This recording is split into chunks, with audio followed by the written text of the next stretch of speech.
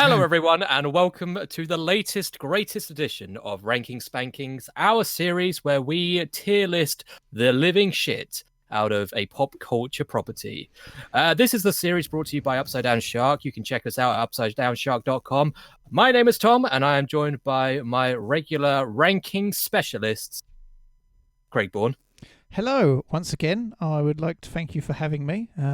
One day we will start at the time that we say we will, but that is not today. And we're only 38 minutes late. Only. We'll get there.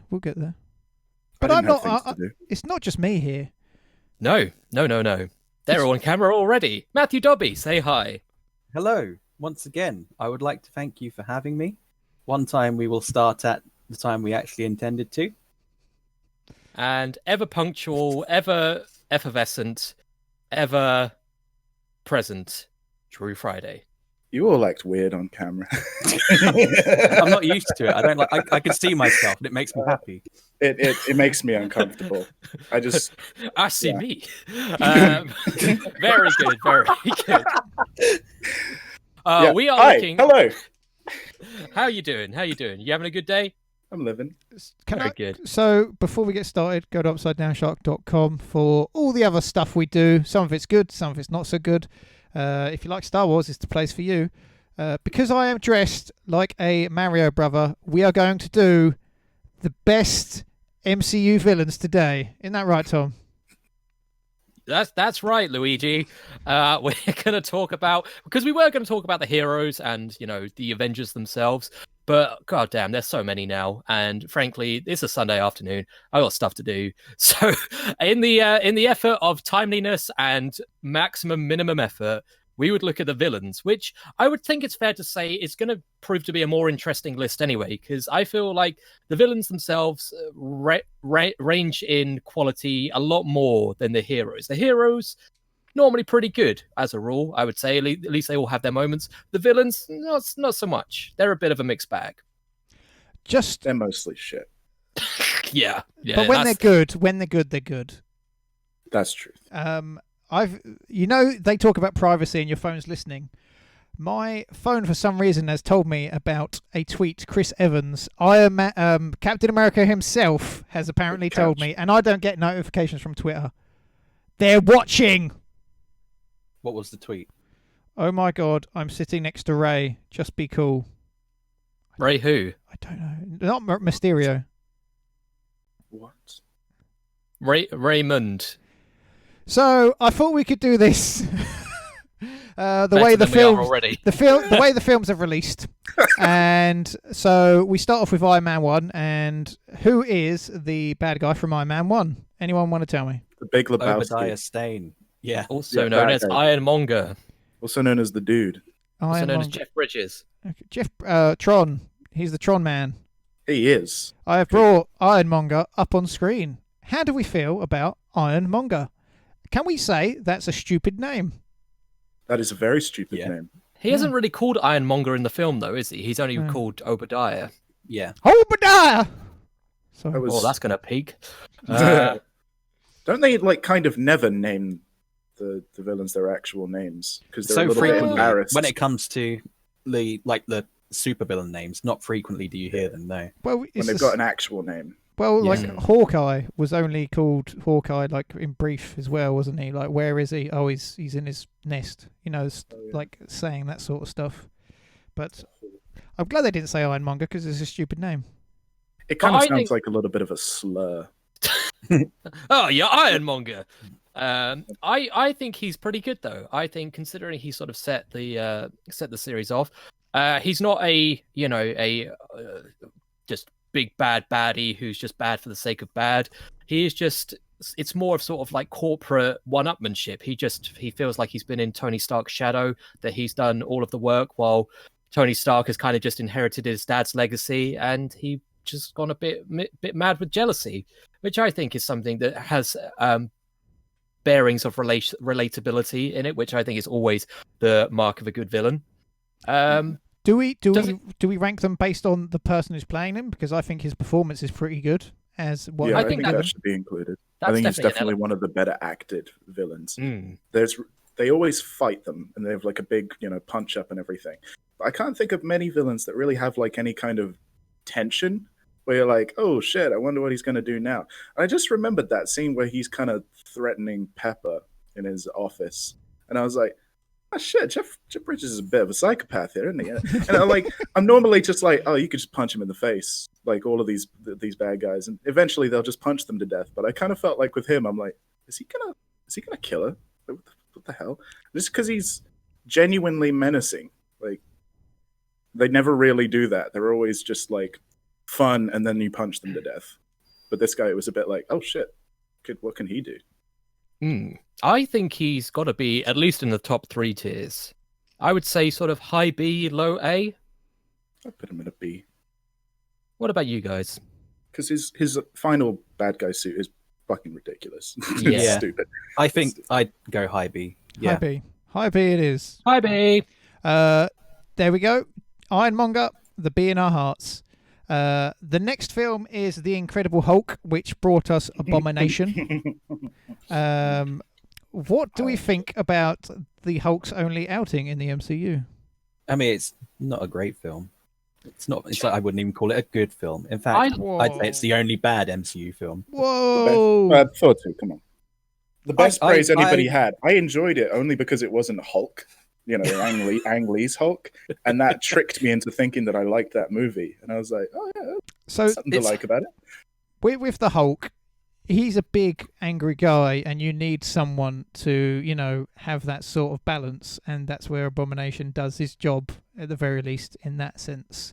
So that's something. You can't have a scientist type, can you, trying to take on the Hulk, because it probably wouldn't work in the story they were trying to tell there. Not in that particular story, no. I mean, I think Abomination is one of the better things about that movie, to be honest. Well, it's played by Tim Roth, who is an incredible actor, and sort of, is that kind of mirror image villain that can pound for pound stack up with the Hulk. But yeah, it's more just big baddie though. There's not really a lot to it more than that. It's a pretty forgettable film if we're being generous. And I don't really like when you think of the pantheon of Marvel villains, Abomination is not the first one to come to mind. So I'm thinking one of the lower grades. D. I'm putting it straight in a D. Yeah, I'm going to give him the D. We all know you were talking about Malekith. That's the one you were talking about, the memorable ones, weren't you, Tom? The what? Exactly. We bring on to Iron Man 2, which is Whiplash. I have a soft spot for this guy so much. Why? Whiplash. I think Whiplash is worse than Abomination, frankly. Wow. What? Mickey Rourke as a Russian? Mickey Rourke is an awful. What about the bird? I need my bird. What? My bird. That's not my bird. Bird. Human head. No. Do you see what I mean? He's got like the illusion of personality, which is better to me than no personality.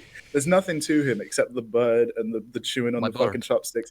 Everything that Mickey Rourke improved and made about his character, like Johnny Depp in Pirates, is it's not for anything. He's not interesting, but he's entertaining at least, moment to moment. What is his power that he's just got electrical whip things on his arms? Basically, yeah, he builds them. That's all. Most of the film he spends either building something or locked up, isn't it? In fact, yeah. The only real action scene I remember him having is at the racetrack. Which that scene where he does hit the ground a lot. That's in my memory. It's pretty. It's good. It's a good scene. Cool. But that's I think he's a little bit better than Abomination, but barely. Who likes Iron Man 2? It's okay. It's the weakest of the Iron Men. The Iron Men. I like the way you phrased that. Yeah, I think he's better than Abomination at the very least, though, right? I place him C. Yeah, I think C just because he's not good, but he's a little. He is D. He's the definition of D tier. No. He's only C by comparison because I had to skim through and there's a lot more Ds that on this list, but we can't just completely load the D column. If you three are all going C, and I'm willing to go with it, but I'd like to go on record and say I think he might be the worst of the bunch. Oh wow! No, I think he's so bad that he's good. I think he gets a little bit of a bonus just for that fact. Whereas Abomination is just boring, which is the worst thing a villain can be. Abomination's coming back at least. What? He could be redeemed. He's going to be coming back in She-Hulk. Oh, really? Yeah. Played by Tim Roth. Yeah. There's one bit that I forgot in the Abomination scene. He's got like an elbow sticking out, and I always remember this. Hulk pulls it out and stabs him through the chest with it, or something like that. And I was like, Hulk, that's nasty. That's nasty. Chill. Next we have 4. And does anyone remember that? No, we don't. We have one more for Iron Man 2. Yeah. Do we? Oh, Justin Hammer. Oh, okay. My apologies. Yeah, I didn't see that on there. He is more of the intellectual side, isn't he? He tries to get a one-up on Tony Stark because he's S tier. End of story. Let's move on. S Really? tier. Justin Hammer is the best villain in the Marvel. What? series. Explain, because I can't remember a damn thing other than it's Sam Rockwell. Sam Bloody Rockwell is that probably the best actor alive. I've never been more entertained than when I would go back and watch Justin Hammer in Iron Man 2. Because it's like, that movie is trash and he owns it. He owns the trash. He's so slimy. He's so funny. His dance, all of his scenes with Whiplash. He just plays overconfident white man. That's it, with chip on his shoulder. You saying that's good? It's hilarious. Oh, okay. I've got a soft spot for Justin Hammer as well, to be honest. I think he's really good. Do you guys remember that scene where he breaks down all of the weapons for Rhodey? That's probably the funniest scene in the MCU. Go back and watch it, where he's like describing all of them, and Rhodey's just blank faced, and he's like, "You're a sphinx. I got nothing from you, man." Go back. It's the I funniest can't, shit. in all honesty, give this S tier purely because I don't remember enough. I wouldn't go in for S. No. Give it A. I would say. Are you serious? The enthusiasm that Drew has given has convinced me that I wouldn't go higher than Obadiah Stane. I'd say B tier as well. There's a difference between enthusiasm and S tier. We're done. Right, that's it. I went on to justify myself. There is a cult of Hammer. Trust me. I'm not alone. just not Army Hammer. Where are we thinking? B. Let's put him B then. Above or I've below calmed down a Iron bit Monger? now. You were going to put him in D. I'm so glad. I would say above. I would say above because at least he's very entertaining by all accounts. Okay. Now we move on to 4-2, which does anyone remember the bad guy? 4-1. You mean 4-1? Oh God, we move on to 4 as well. There you go.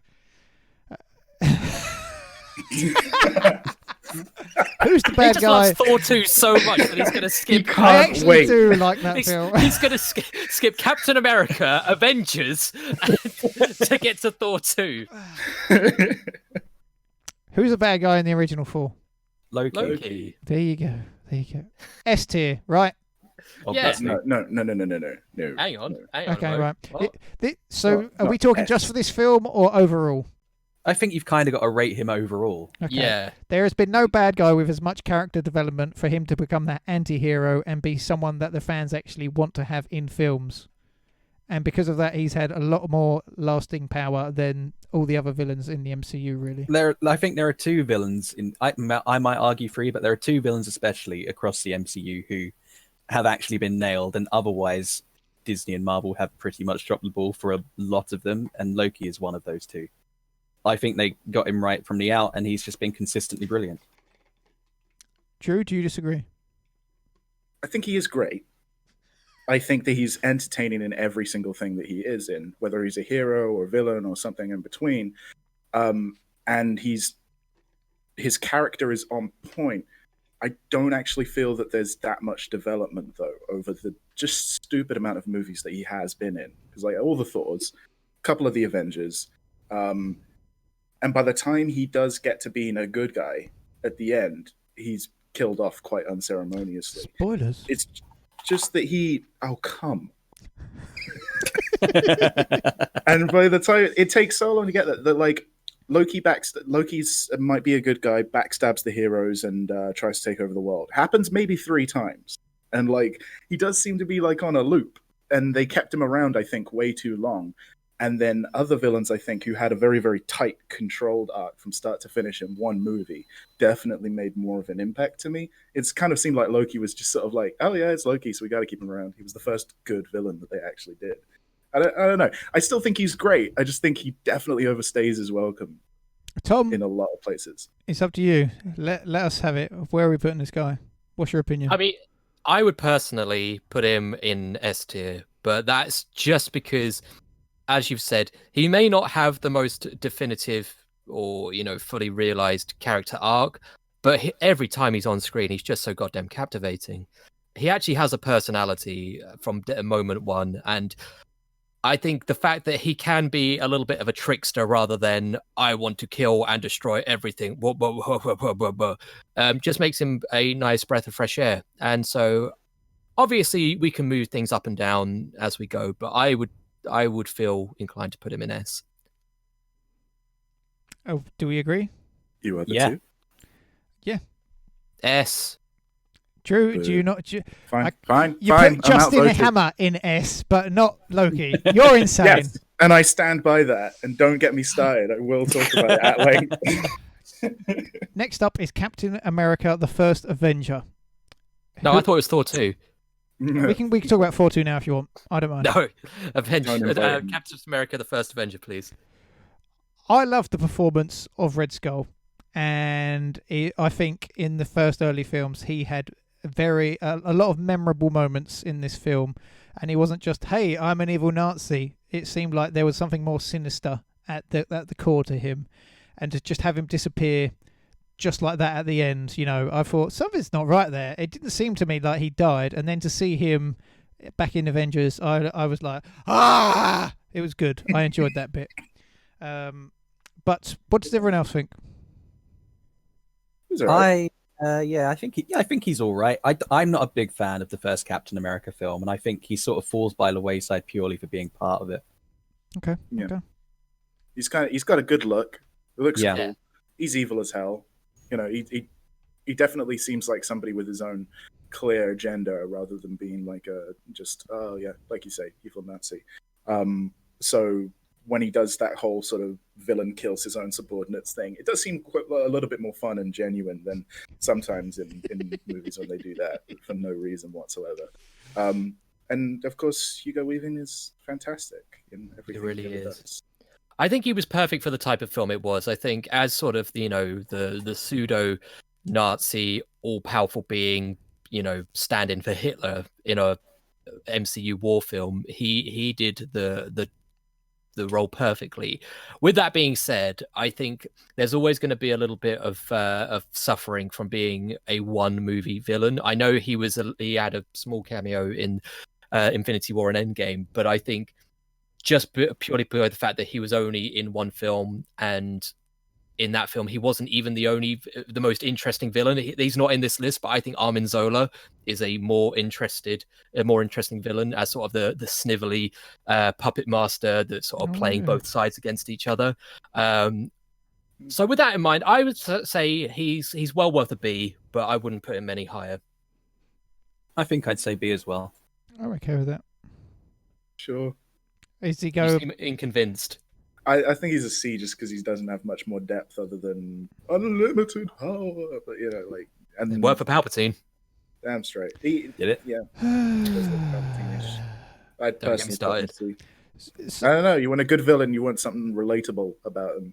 He You doesn't do- have a backstory. He doesn't have any goal except kill everything. Ugh. We'll put him low Hey. B then. If these face masks give me any more acne, I'm going to end up looking like him. So God. The way you get moist underneath it. You should have just Right. kept it silent there, Drew. You should have just let that one go. Should have just not even acknowledged that. moving right along. You bring up something interesting there, though, Tom. If they are only in just a singular film and they give a good enough impression, I'm inclined to rate them higher, just because Oh, absolutely. There are at least a couple looking at the list of ones we're going to feature who are one movie villains who I am instantly going to put in S tier. But I'm just saying it is harder to do it that way. So after that, we have Marvel's The Avengers, where the main bad guy is Loki once again. Then we go to Iron Man 3, which is what's his Who's name? it? Sonny Iron Man Birch. Aldrich Killian. Aldrich- Aldrich Killian. Who is not in this list. So We should will have had a have look at to. that. We will have to do this as a this just in. I think Killian is C. Personally, Pretty much. Mm. Yeah. He's got a clearly defined, backstory, relatable stakes. He does some Guy Pearce is awesome. All of the actors that play these guys are absolutely fantastic. He's kind of Ironmonger again, though. That's the thing. He's another jilted person that Tony Stark has. Well, I think he's Ironmonger and Justin Hammer fused together in a way. Put him in S tier then. Yeah. Oh God. But I think the twist, because for people who, just for context, the villain is meant to be the Mandarin, who we think is played by Ben Kingsley. Turns out Ben Kingsley is a puppet run by Killian, who is obviously Guy Pearce. I didn't mind the twist. I thought it was kind of refreshing. I really liked the twist, but I did really want to see the Mandarin. Yeah, that's the problem. That I think that you can't help but have that sour taste of like, oh man, I wish I'd seen full-blown Mandarin. If they hadn't shown me any trailers, and I wasn't so hyped for Ben Kingsley Mandarin, I wouldn't have given a crap. But as it was, I got so into his portrayal of the Mandarin that when I saw what actually happened, I just couldn't accept it. I was so mad. So good. It was so good. It's so stupid as well. So stupid. We don't have the Mandarin on here either, though, do we? From what I can see. The official Mandarin's not coming until Shang-Chi later this year. Get ready to be disappointed again, Drew. Yep. I mean, the only Mandarin for me is Trevor Slattery, played by Ben Kingsley. Trevor Slattery, S tier. Go on. Trevor Slattery is honorary, S tier. Yeah. Honorary. He's SS tier. So next up. For the action. Where did we put Killian? C tier, I think, was it? Yeah. Okay. Tom, you can Photoshop that in, can't you? You can do that. Nope, but we will know. Next up, we have For the Dark World, where we have Hey. Doctor Who being the bad guy. So if there's a Doctor Who in this film, it can't be bad, right? No, you're wrong. Which Doctor Who? It was Christopher Eccleston, wasn't it? Yeah. Malekith, is that his name? Malekith. Some may argue Malekith. Keith. So from my perspective, I haven't been keeping ahead of Christopher Eccleston, but it seemed like he was in Doctor Who, and then I didn't hear anything from him until he was in For the Dark World. He was in G.I. Joe, Rise of the Cobra.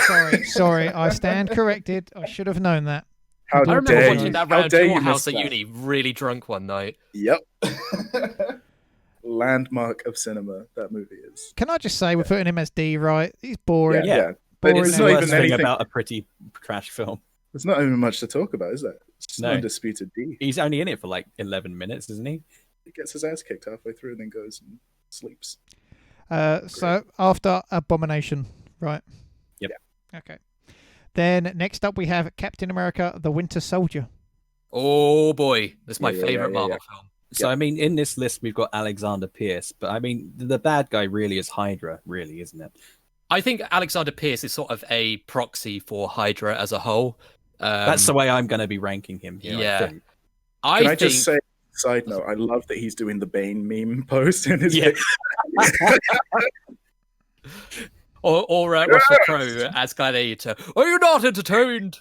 I'm saying straight into A. I think Hydra as a whole concept is super cool. I love the sort of the espionage feel of this entire film. It just is so good. And I think Alexander Pierce as sort of the one that you think he's a good guy, think he's sort of helming up the honorable organization and shield and everything, and then to find out that he's been trying to bring it down from the inside is just chef's kiss. And Robert Redford is just, I mean, the man's skin is slowly turning into fried chicken, but he's just still such a good actor. Delicious. I would echo everything you said, and I do want to taste his face. Yeah. So A is for Alexander Pierce. Yes. We also have Winter Soldier on here as well. Is that he's also a villain of this film, isn't he? Technically, He is. Yes. I mean, purely based on my man crush, he's got to go in S tier. He's a beautiful boy for sure. He But is. he also doesn't speak. He doesn't do an awful lot in Winter Soldier. they were playing to his strengths in this film. He Yeah. rude. He kicks a lot of ass. And like the action scenes, the hand-to-hand fight scenes in Winter Soldier are probably my favorite of the whole of the MCU. Mhm. They're I would just say so- the majority of his time in the MCU, he's now been a good guy at this point.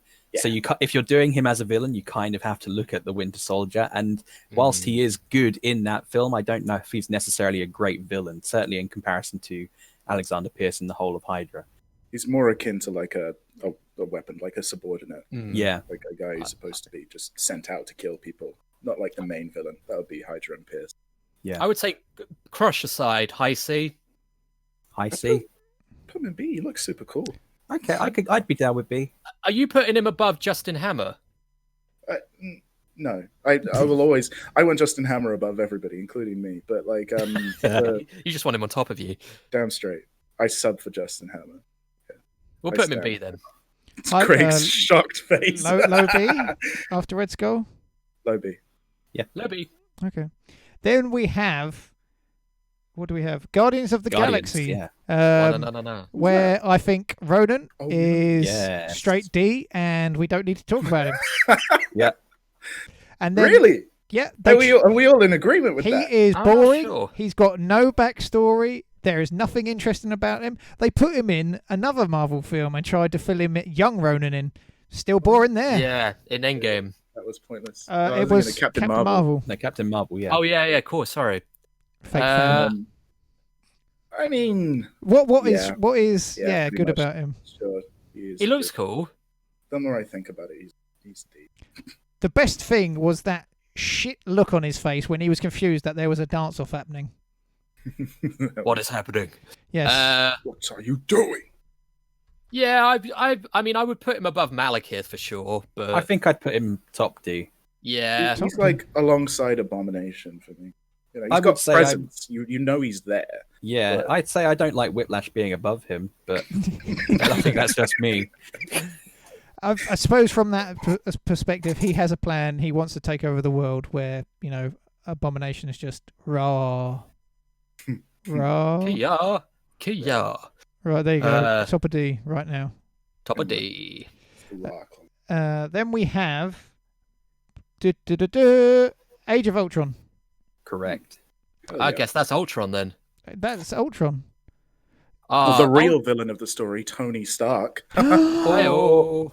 See, Ultron is such a bittersweet one for me because I still, every now and then, I watch that original teaser trailer for Age of Ultron where it's the no strings to hold me down from Pinocchio, and he just And ends it's- with the line, "There are no strings on me." In that And- clip Oh! that never made it into the movie. That was Oh! one of the best trailers ever. It's I such a was good so trailer, hyped. but such a disappointing film. It's Yeah. so annoying So- how much that let me down. The film itself is better back when you watch it now, where you see where they got to with the other two films, because this was basically a setup, wasn't it? And I don't. Without Endgame, Ultron's so just all set up. When you actually Yeah. get the payoff in Endgame and Infinity War, and you go, I watched Age of Ultron last night, so doing that Scarlet Witch piece, and then it holds up a bit more now that you see where it's going. All of the teasers that they put in place for Civil War and then Yep. Endgame, it's like long term pays off, but at the time you were just sat there thinking, you need to pay attention to Ultron, not like 6 movies down the line. Like, you didn't do him justice. It was like the first Avengers film was like, they're all together, this is great. And then the second film was like, they're all together again and they're against this Ultron geezer. It should be more interesting, really. Right? He is I ooze personality, though. He's James one of the Spader's most- performance is exceptional, and for that alone gets him into the B tier for me at the very least. I I think just- Ultron is an amazing character, and I'm disappointed that the movies did not do him justice. And yet, even still, when I watch Age of Ultron, I can't help but have a giddy smile on my face whenever he's on the screen. I think he just oozes charisma, and I mean, I think he's got a very interesting villain plan at the very least, and I think I feel very sympathetic towards Ultron compared to a lot of people, and I think Age of Ultron's pretty good as well, even before nowadays and knowing where it was all going. I think I'm willing to accept that you guys aren't as into him as I am, but I've got a lot of love for him. I mean, I'm still putting him in an A, I think. Really?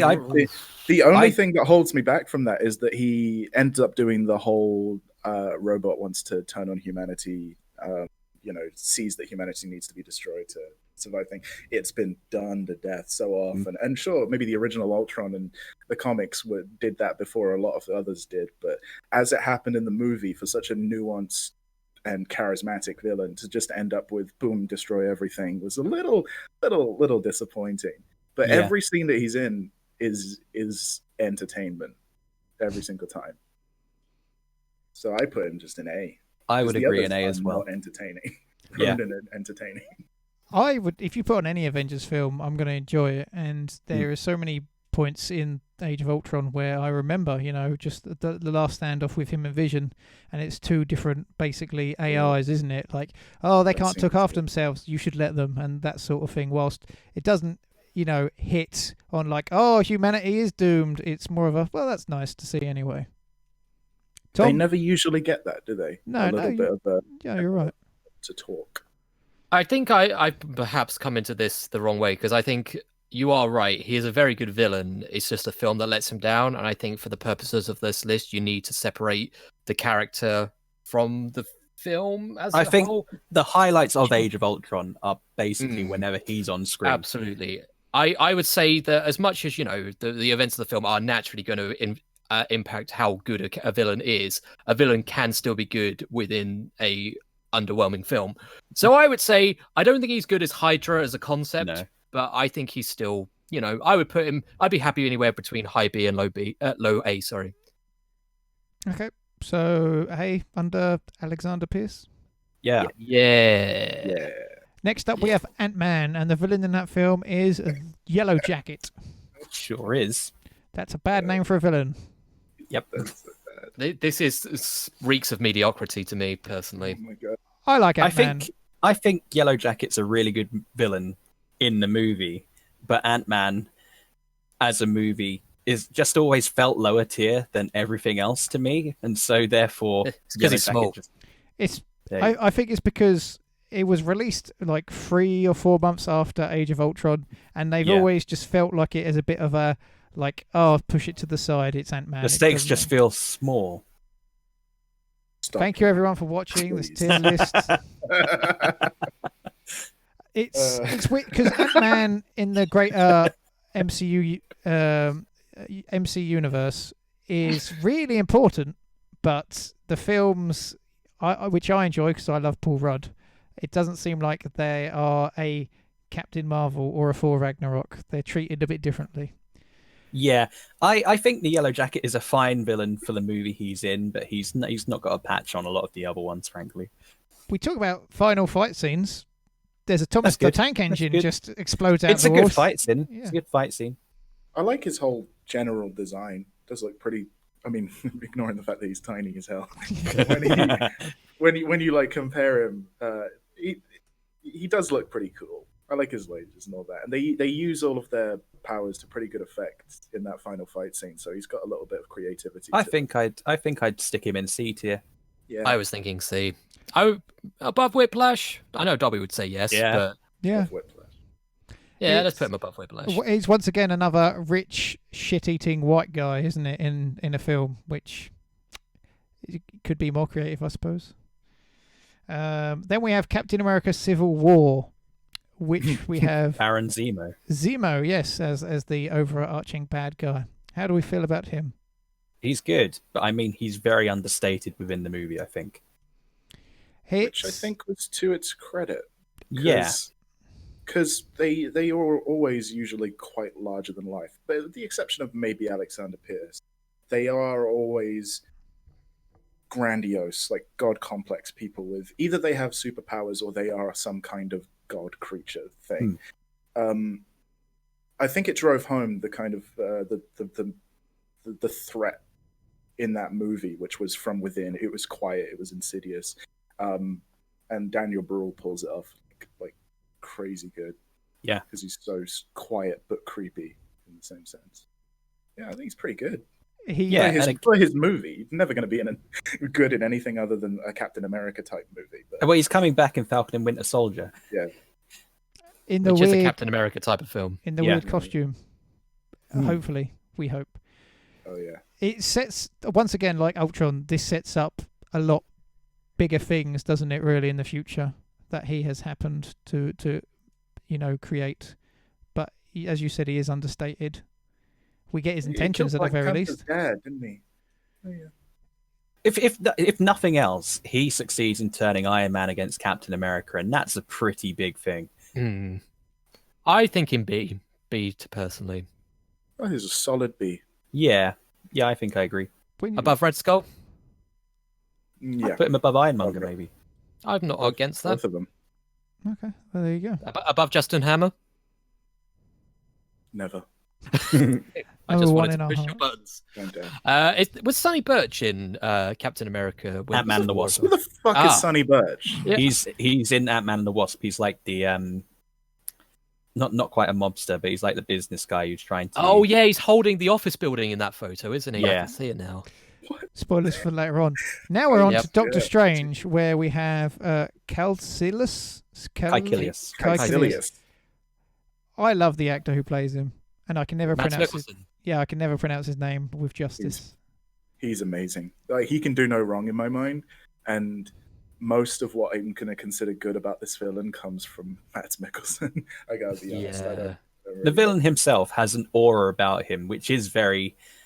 Whenever he's on screen, you do feel like, oh, he's trouble. But at the end of the film, maybe Doctor Strange is just too powerful in the way he deals with these things. But by the end of the film, Caecilius just feels like a bit of a non-entity to me. Well, it's like you're building and building and building for this one thing with Caecilius, and then at the end, oh no, there's this world-eating monster which blows everyone's expectations out of the water, really. So he is a small fry in that regard, isn't he? He's Yeah. sort of the gatekeeper that facilitates the big evil coming in. But I think he's good. I think he's much more interesting than Dormammu. I think he is a much more rounded character. Again, he's sort of got the backstory of being part of the Masters of the Mystic Arts, which is obviously where Doctor Strange gets all of his abilities and powers. And I would say he's not anywhere near the top, but again, a solid B, I would say.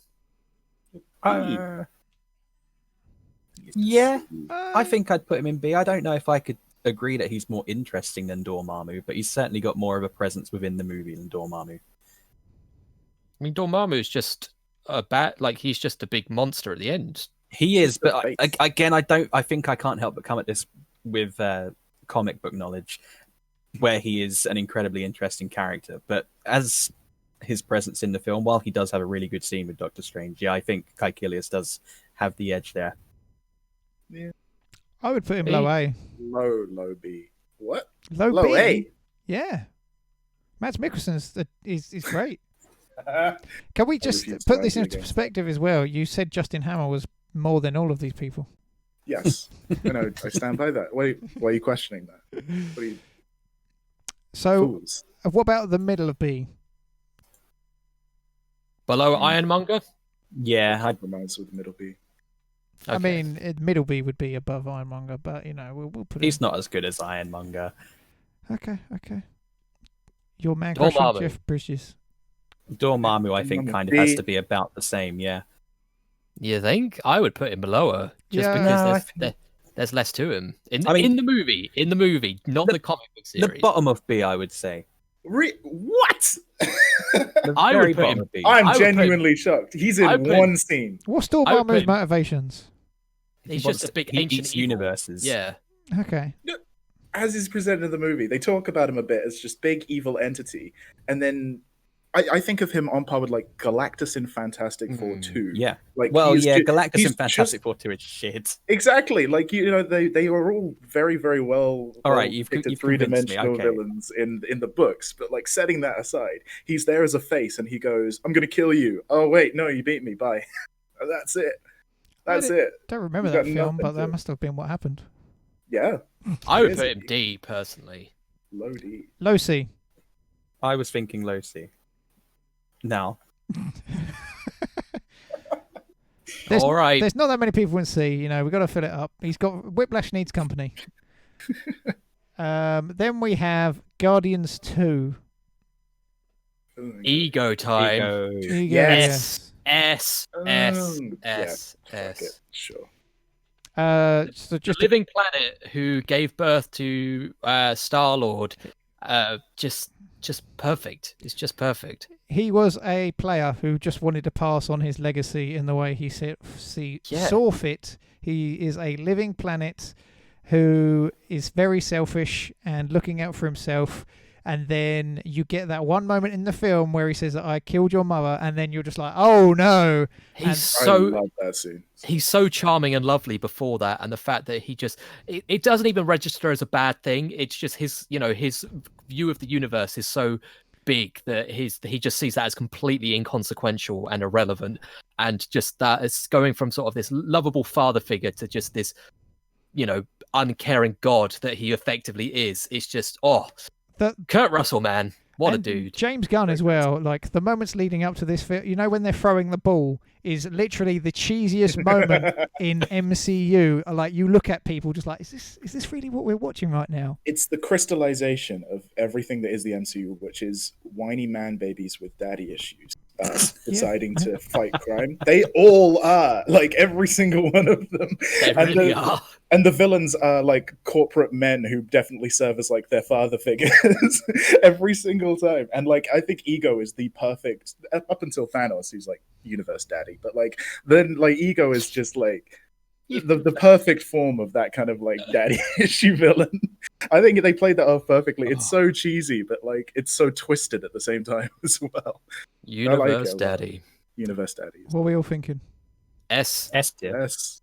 Above? I would say above Loki. No. Same. I would probably say no as well.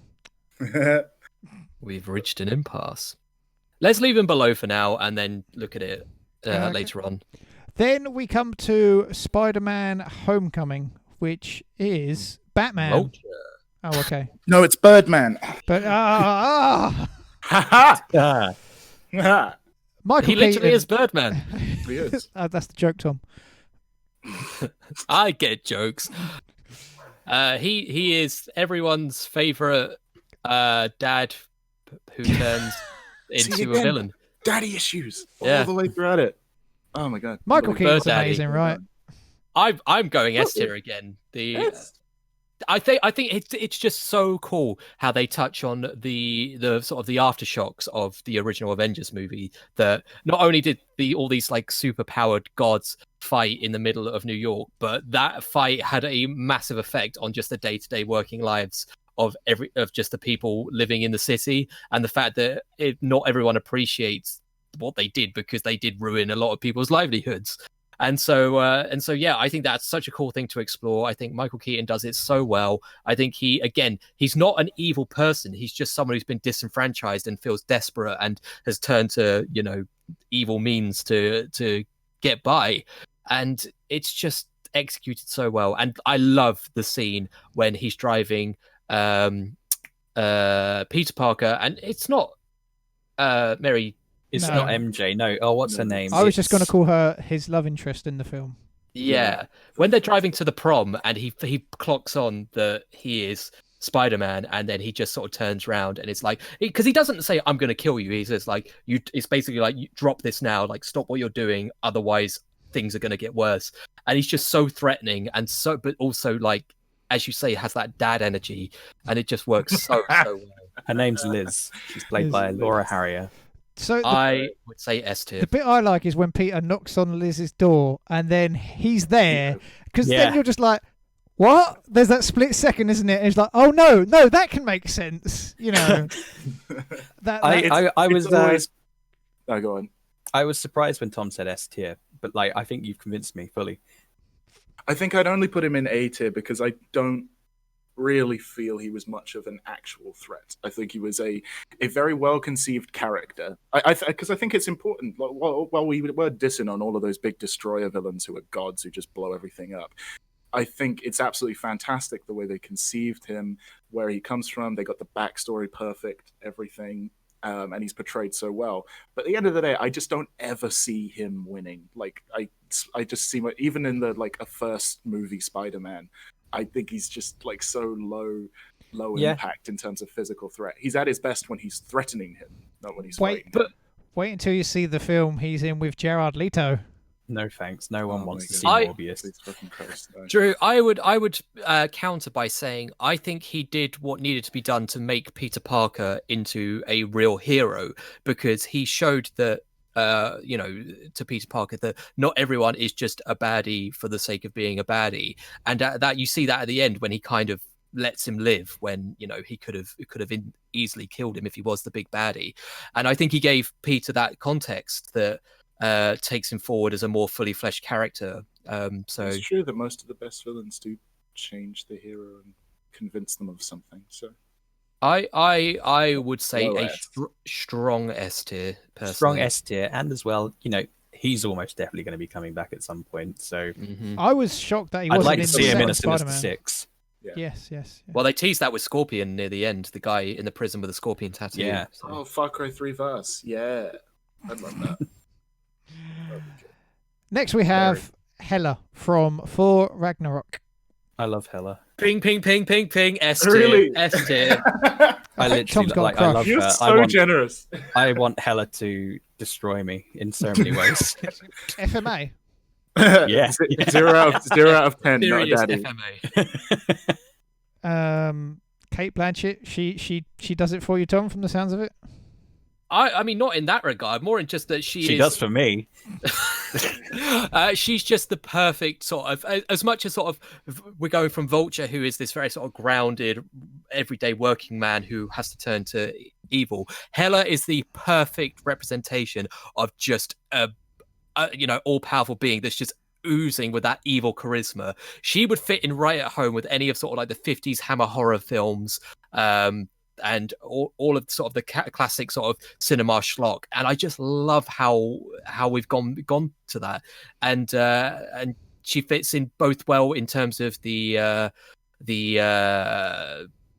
sci-fi, not sci-fi, but the sort of the technicolor extravagance of Taika Waititi's world, as well as sort of the more mythical, luminescent gold world of Asgard, and I just couldn't ask for a better portrayal. So S tier. I think a lot like Ultron, we have to sort of consider the movie that they're placed in as well.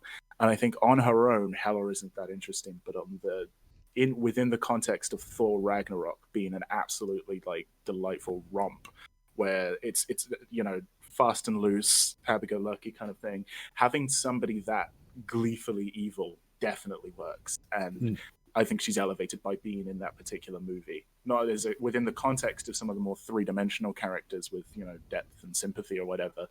I think that's not really relevant here, and I think that she definitely kills it by just playing it non-stop, hilarious evil. So I don't want to put it in S tier just because there's not much else to say. You didn't say anything negative there. Yeah, but I don't want to put it in S tier because I know who else is in S tier and how great they are as fully realized characters, and I always sort of favor 3 dimensions over just evils lols. And if she's going in A, she's going right at the top of A, personally, above Hydra, above Well, Ultron. what does Craig think? Well, I was thinking as Drew was speaking my opinions, and then I was thinking Drew's just saying my opinions in a lot better way than I would. The only thing I have to add, as I am a fan of Norse mythology, that to have the being of hell, which is usually just, oh, I'm evil, really well done with Kate Blanchett playing her. It should just be a Ronan or a Malekith, oh, I'm evil and bad, but it seems like she has more structure and layers in that respect. Yeah, I feel that. I think it's because she knows that she's evil and she doesn't care. I think Ronan and Malekith, to an extent, they are just sort of I'm evil. She's I'm evil and I know it. And it's I think it's the line where she's just I'm the goddess of death, with a proper snarly sort of passive aggressiveness. It's just oh, very good, very good. You really S get tier. the sense She's that S tier. everybody else is just insects under her boot, whereas the others are oh no, I want to eat you. She's Dobbie wants no, to no, be no. that insect. I do. Oh, she could do things to Is me. it just because of how gothic she is, Dobbie? I mean, that probably helps. It's the eyeliner. Drew, Oh, it's the eyeliner. I Drew- love eyeliner. Drew, you You say guys not all S should wear tier. eyeliner, and I'd love you. Drew, you say not S tier, but every time you speak, you're not exactly saying anything negative. Only because I'm saying good things and she's good, but she could be more. She's not a daddy, basically. That's what I'm saying. And Not daddy issues, but sibling issues. I only respect MCU daddies. I mean, technically, in mythology, she is the daughter of Loki. Does that work for you? No, not daddy. Okay, Zero. sorry. Okay. Okay. Fine, put her in S if you want. I don't care. Put her below Vulture though. No, she's better than Vulture. Don't let your crush get in the way. below. I stopped that with Winter Soldier. Fine, okay, fine. Oh, I can need to move more stuff now. Gosh. All right, You really leapt into gear there, Dobbie, with that. Something leapt. Dobbie's got a Oh, pillow God. on his waist for some reason. Just gonna hear a thumping on his desk from below. His camera's just going to raise 3 inches. Just do that. So we did 4. Ragnarok. Next is Black Killmonger. Panther. Yes, Black Panther with Killmonger. Panther, S tier, best villain they've ever done. Don't out me. Oh, it's hard to argue that he's not S tier. He's In the film, he says stuff which you just listen to. He's like, I can agree with everything he's saying. Everything he's saying makes sense. And then oh, well, actually, Black Panther, you look a bit like a pussy, didn't you? Like, in some respects, when he beats him up. Really does. No, like, he's everything you want. Physical threat, nuance, backstory. He's a little bit right. He's sympathetic. And it's Michael B. Jordan. There's Michael B. Jordan. Michael B. Jordan with dreads. Michael B. Jordan taking off his top midway through the movie. With little magic gems painted and glued to his chest. I wish I had thought you his talked about hair. his nipples for a moment there. Magic gems. That is definitely what Tom calls them. Hey, baby, can I see your Rub on magic my gems? magic gems. Rub my gems, rub the magic gems. Is that how you learn to wash? Oh, God. Yeah, S tier all Where? the way. Highest. Yeah.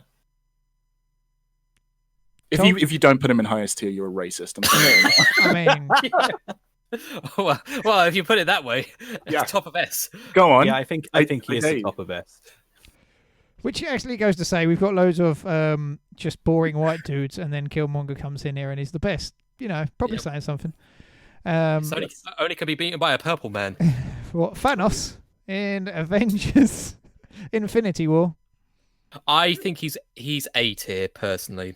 This Thanos. Infinity War is his film. It's a film about him and no one else. That is truth. It is his. He is the protagonist of Infinity War. There's a very likely scenario in which Infinity War is my favorite MCU film, and he is probably the big reason for it.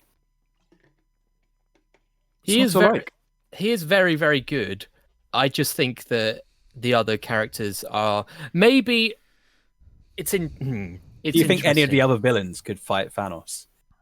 No, God no. Hela Especially could. well, Hela probably could. I think she's Yeah. the only one. Ego may no. No. It Well, depends if he's Thanos- got the Infinity Stones. Yeah, he threw the moon at someone. He's just gonna. Yeah. Yeah. Yeah, he just throw ego at someone. This got really nerdy Yeah, all of a sudden, didn't it? Yeah. Actually, Who could win in a fight with so and so? Goku would kill them all. Yeah, there we go. It'd just take him a long time.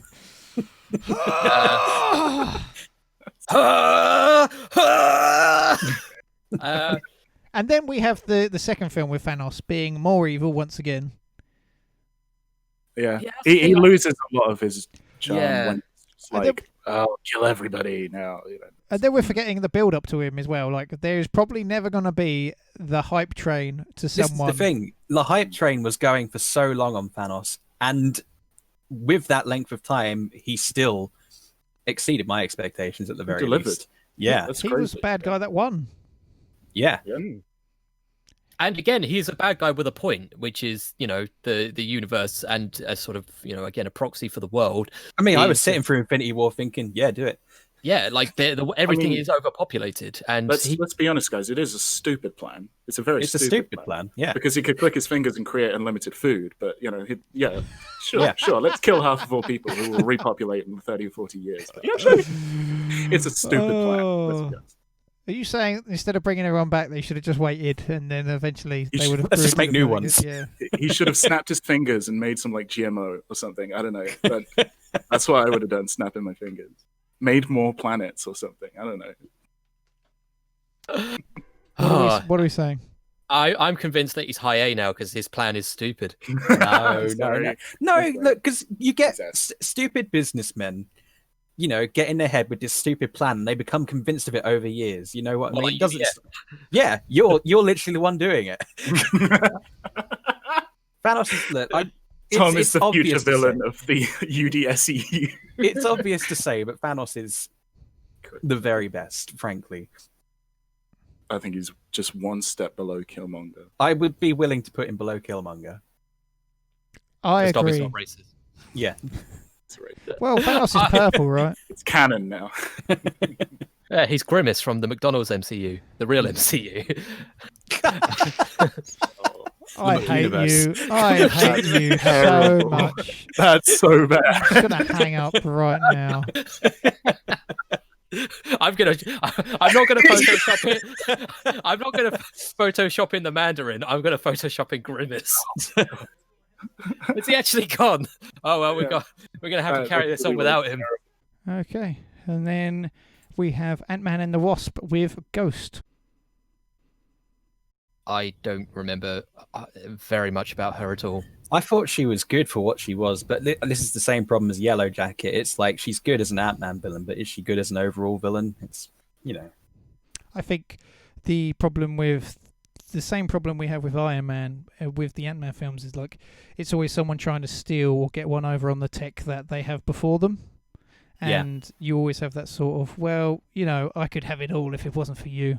And they're the problems that those villains create, isn't it? Did Ghost and Ant-Man have a fight at the end?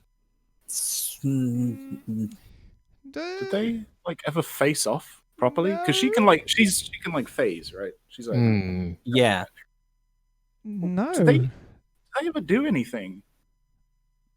No, because she just gets Lawrence Fishburne to They kind of almost help never her. even talk. Wasn't They it don't the- even interact that much. She kind of has a whole separate storyline to whatever the fuck Ant-Man is doing. There was a chase scene? I There remember was him. the final scene is Ant-Man just trying to get home because he's going to be arrested or something, isn't it? Oh yeah. Shit, it's parole.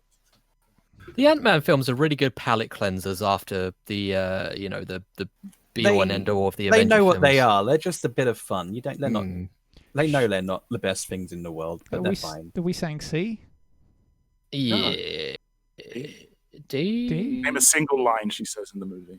Oh says no, I'm a hello. ghost. You said you would help me. You said this wouldn't happen. You're Lawrence Leah- Fishburne. You've got the script up. No. You're Lawrence Fishburne. Lawrence Fishburne. Where are we D putting tier. her? I think D? she's D tier. A high Yeah. D above I think Ronan? I'd put her below Ronan. I think. Wow. Yeah. She's not exactly a doesn't- villain. Just misunderstood. My Sonny favorite Bur- thing about Ant-Man and the Wasp is that in the post-credit scene, obviously they're going into the thingy realm. What's it called? Quantum realm. Quantum. Quantum realm. To get particles to help her not phase, and then obviously he gets stuck there, so she either gets dusted or just dies anyway. Well, thanks for that delightful. We Next get villain. Captain Marvel with Yon Rog. No, we got Sonny Birch. Sonny Birch, mate. Sorry. You just sorry. informed me existed, so now I'm very Oh, okay. curious where you guys put. Who is Sonny Birch? I know it's Walton Goggins, who is a great actor. He is the He's best MCU villain who has a porn star name. Walton Goggins. What porn are you watching? Sonny Birch. Oh, okay. Thank you. I thought you meant Walton Goggins. I love me Goggins. Sounds like Cockney rhyming slang. I remember nothing about this character. D. Oh, the truth serum fine. bits. The truth serum Yeah. bits. That's what I remember. Oh yeah. But that's again. what's He's his on face? par with Ghost, frankly. So He's, below Ghost. Yeah. Below Ghost has some interesting bits. At least he's got some kind of power. He's just there. Rich white man. Then we go to Captain Marvel with Yon Rog. This is Jude Law as a Kree kind of soldier, I think. He wants to stop Captain Marvel fraternizing with the humans. He wants the thing that makes her powerful. I can't even remember what it is. He wants to. The Kree are at war with the Skrulls, and she discovers that the Skrulls are not the bad guys, and that he is effectively the bad guy, and that's basically what's happening. You I know, think, like He's okay. they posited him as like that kind of patronizing male figure. He was really more sort of like to fill that kind of entitled glass ceiling type motherfucker. Yeah. Which he I don't know. I think they kind of didn't do that because he's Jude Law. He's way too likable. So like, I didn't kind of hate him as much as I wanted to. I didn't see that much bad that he did in the movie. He was just a bit of a prick. I don't know. Maybe it was poor casting then. Really evil. I thought he was as soon as I saw him on the list, I was like C tier. Because again, he's not bad. He has more to him than Ronan and Abomination and Malekith. But he's no Justin Hammer, that's for damn sure. So straight. He's one of the weakest parts of Captain Marvel, the movie. So yeah, I'm a huge apologist for that film. I know it gets a bit of a bashing, but I really like Captain Marvel. Really? Yeah. I think I was spoiled because I saw it in like the best cinema experience I've ever had. And so therefore I just have positive Pavlovian response to it. Yeah, he had a foot spa, he had a subway. You're not far off. What? I was in a story for a different time or now? No, I was in America and I didn't realize how plush certain American cinemas are, and it was like fully like almost horizontally reclining chairs, table service, like full leather heated chairs, all for like $12. It was great. And that has made you think that Captain Marvel was a good movie. I had such a lovely time. I It was miss also the the cinema. second time. Listen up, filmmakers. Just put good chairs in the cinema.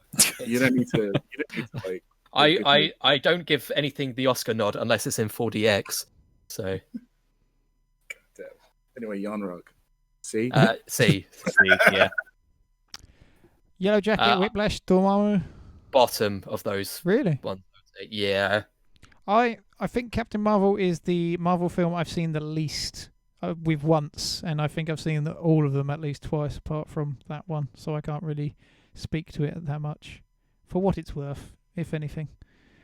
Then on here, but not, on this list, is Spider-Man Far From Home. Mysterio. Yeah. I like Mysterio. I love Mysterio. Mysterio might be my favorite Marvel character, and I think he was done very well in Spider-Man Far From Home. I'm thinking A. From a comic book perspective as well, he's the one that can change realities and alter perspectives and stuff like that. And the way they just did that with drones and tech and, special effects was very smart, I thought, in the film. Yep. So we'd put that scene where he does his big old speech and reveals the whole master plan and to all of his fans. That I've never sat up and immediately changed my opinion about a movie just because of one scene. Oh, this is gonna be good. This is gonna be really yeah. He made that movie for me. A tier. A tier. Okay. Do you We remember can't the put other? him in there, but Yeah. Do you remember the other one who's not on this list? In Far From Home? No. it was Guy Pearce and Aldrich Killian. Yeah, it was Killian and it was someone else, but I can't remember who. Tony Slattery. Trevor Slattery, how dare That's you? it, not Tony Slattery, yeah, sorry. That's a comedian, isn't it? I don't know. We will proof these next time we do a tier list. How's that sound? Nah. Okay. Right, Fast and loose. Fast and loose. Okay, so I will go from the bottom to the top. So I'll start at low D and go to S at the end. Yes? From the bottom of the D. Go for it. The worst one is Mal Keith. Then Abomination. Sonny I didn't Birch. find that funny the first time, but I did the second time. Say tell him. Sonny Birch, Ghost, Ronan. Then we get to C, which is Yonrog, Dormammu, Whiplash, and the head of C is Yellow Jacket. Then we get to B, which is Winter Soldier, Red Skull, Caecilius, Ironmonger, Zemo. At the top of B is Justin Hammer. Then at A, I remember Mysterio would be at the bottom, I think. Then it'd be Ultron. And then at the top is Alexander Pierce / Hydra. Hail Hydra. In S tier, we have Hela, then Vulture, then Ego, then Thanos, then Loki, then Killmonger. No, Thanos is above Loki. Yeah, I got Thanos above Loki. Okay, no problem. So then the top three, S tier, would be Loki with bronze, Thanos with silver, and Killmonger with the gold. How do we Yeah, feel? I'm pretty confident with that. Yeah. Oh, hell, Killmonger. Yeah. It seems weird, isn't it? Like after all these films, you know, what 2 other villains are missing from this, but it seems like they've covered a lot, but not quite that much, really, in the grand scheme of things either. They've definitely stuck to a formula with a lot of them, and it seems to be the ones that break the formula are the ones that are near the top. I would say based on our list, it looks like a lot more of the recent villains have been better at the very least compared to the early ones. You can Absolutely. say that. They do in fact listen to feedback, and they kind of are stepping into a field that was attempted and failed a lot at before. And you look at like villains from superhero movies in the past, and they're not anywhere close to some of like the S A tier ones. Except for Colin Farrell as Bullseye in Daredevil. Was he your Justin Hammer? He's so good. He's so good. Unironically, he's so good in that film. I think if you Peanuts. look at Phase 1, where it was just loads of white dudes, to now in Phase 3, just recently, we've got like Black Panther and Captain Marvel. They're diversifying the heroes. So with that, you'll get more diverse villains as well, which we can see and we enjoy. Is that the end of the video, Tom? I think so. I think this has been another riveting look at Ranking Spankings. Let us know what you would like us to rank next time. It's Ranking Spankings, yes. We couldn't think of anything else. Unfortunately, he thought of that and nothing else came to mind. It was a bastardization of Drew and I's old uni saying, which was dranking and spanking. I would have liked to call us big rankers, but no one went for that either. I'm glad we didn't go with that. Anyway, One day. I think that calls it on another fine episode of Ranking Spankings. Thank you very much for watching. Let us know what you would like us to rank in the comments below. That's the right word. Hit subscribe. We've got all kinds of other stuff coming up. Ring the And bell. Discord. We've got a Discord Ring the now. bell, suck that dick. It's your boy.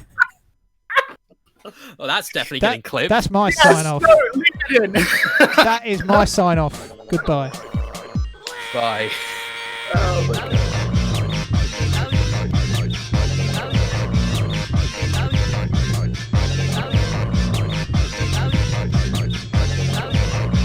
Listen, everybody. Hello. Listen, everybody. Hello. Listen, everybody. Hello. Listen, everybody. Hello. Listen, everybody. Hello.